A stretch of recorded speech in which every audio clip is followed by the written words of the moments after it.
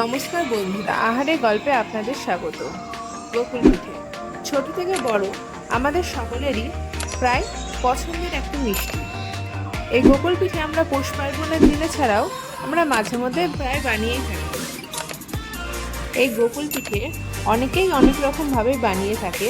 আজ আপনাদের দেখাবো আটা দিয়ে খুব সুন্দর নরম গোকুল পিঠে আপনারা কিভাবে বানাবেন। তো চলুন দেখে নিই, সাথে থাকছে অনেক টিপস। এই জন্য আমরা নিয়ে নিচ্ছি 1.5 বাটি আটা, 1.25 বাটি চিনি, 1 বাটির একটু কম, সামান্য একটু লবণ। এই 1 চিমটে লবণ মিষ্টি জিনিসে মিষ্টির স্বাদটা আরও দ্বিগুণ বাড়িয়ে দেয়। এবার একটু হাত দিয়ে আমরা মেখে নেব। একটু ভালো করে সবটা মিশিয়ে পরিমাণ মতো জল দিয়ে আমরা ভালোভাবে ময়দাটাকে মেখে নেব। আমরা সাধারণত পকোড়া যেভাবে ভাজি তার থেকে একটু শক্ত করে ময়দাটা রাখবেন, খুব বেশি পাতলা করে ফেলবেন না। দেখতেই পাচ্ছেন আমি হাত দিয়ে কিভাবে ময়দাটাকে মেখে নিচ্ছি, আপনারাও এইভাবে হাত দিয়ে মেখে নেবেন এবং আধা ঘন্টার জন্য রেস্টে রেখে দেবেন। এইবার আমি আগে থেকে 2 লিটার দুধকে জাল দিয়ে চাচি করে রেখেছি। সেই চাচিটাকে আমরা এইভাবে হাত দিয়ে একটা শেপ দিয়ে নেব।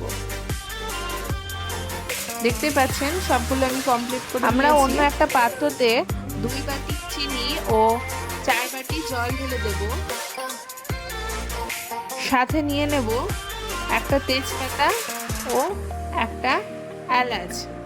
জলটাকে ফুটতে দিতে হবে, আমাদের কোনো শিরা করার দরকার নেই, মিষ্টি রসের মতো রাখলেই হবে। রসটাকে সরিয়ে রেখে আমাদের আগে থেকে মেখে রাখা ময়দাটা ভালোভাবে আবার ফাটিয়ে নিতে হবে। যত ভালো করে ময়দাটাকে মেখে নেবেন তত ভালো কিন্তু গোকুল পিঠেগুলো ফুলবে। অন্য সাইডে তেল ভালো করে গরম করে নিয়েছি, দেখতেই পাচ্ছেন একটু আটা দেওয়ার সাথে সাথে কেমন ওপরে উঠে আসছে ফুলে। এইবার আমরা একটা করে চাচির গুলো নেব এবং ময়দার ভেতরে এইভাবে দিয়ে গরম তেলে ছেড়ে দেব। তেল কিন্তু হাই হিটে রাখবেন। একটা হাতা দিয়ে আমরা এইভাবে খালি তেলটাকে নাড়তে থাকবো। এক সাইড থেকে আমরা গোকুল পিঠেগুলো দিতে থাকবো এবং আর এক সাইডে একটা হাতা দিয়ে ভালো করে এইভাবে তেলটাকে নাড়বো। এর ফলে গোকুল পিঠেগুলো ভালো করে ফুলে ওপরে উঠে আসবে এবং একটার সাথে আর একটা লেগে যাবে না। দেখতেই পাচ্ছেন কিভাবে ফুলে উঠছে। গ্যাস কিন্তু সব সময় হাই হিটেই রাখতে হবে, গ্যাস লো করলে কিন্তু তেল ঢুকে যেতে পারে।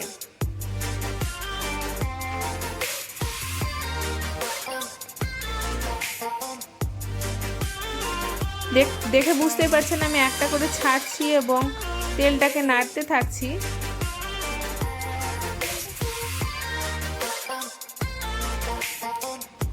বড়াগুলো কি সুন্দর ফুলে উঠছে বুঝতেই পারছেন।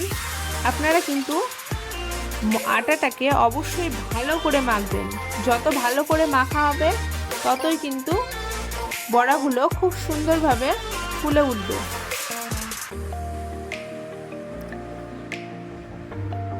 এর জন্য আমাদের কোনো বেকিং সোডা দেওয়ার কোনো দরকার নেই।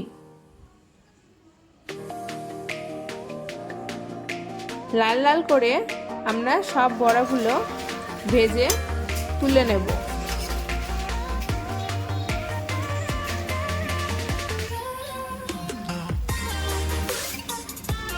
দেখতেই পাচ্ছেন বড়াগুলো ভাজা হয়ে গিয়েছে, আমি তুলে নিচ্ছি।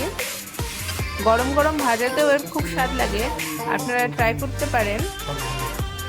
ওদিকে আমার রস কিন্তু অনেকটাই ঠান্ডা হয়ে এসেছে, এর মধ্যে আমরা গরম গরম বড়াগুলো দিয়ে দেব। সব বড়াগুলো ভেজে তুলে নিয়ে আমরা রসের মধ্যে দিয়ে দিচ্ছি। 3 থেকে 4 ঘন্টা ওয়েট করুন এইবার এবং রসে ভরা নরম তুলতুলে গোকুল পিঠের স্বাদ উপভোগ করুন। আমার ভিডিওটি যদি আপনাদের ভালো লেগে থাকে আপনারা অবশ্যই একটা লাইক করবেন এবং কমেন্ট করে জানাবেন আমার ভিডিও আপনাদের কেমন লেগেছে। আপনারা আপনাদের ফ্রেন্ডদের কাছে এই ভিডিওটি অবশ্যই শেয়ার করবেন এবং এবং সাবস্ক্রাইব করে আমার পাশে থাকবেন। ধন্যবাদ।